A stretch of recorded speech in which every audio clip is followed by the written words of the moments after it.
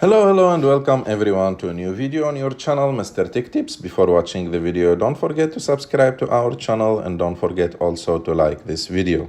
In today's video, I will show you how to update payment method in Netflix app. To do this, it's very simple. You have just to go to the Netflix app, open it, and after that, go and click on My Netflix. And after that, go and click on the three lines on the top right of the screen. And after that, go and click on the third option, Account. And here, go to the first option, which is you've got options, change plan, manage payment method, etc. And click on netflix.com more.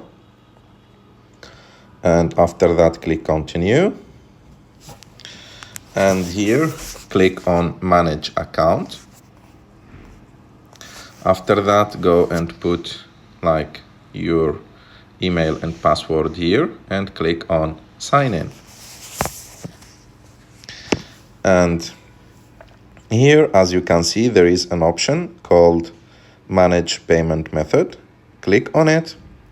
And as you can see here, you can change the payment method, delete the actual payment method, and do whatever you want with your payment methods on Netflix. I hope that you like this video. If you like this video, don't forget to subscribe to our channel to like this video, and see you in the next one.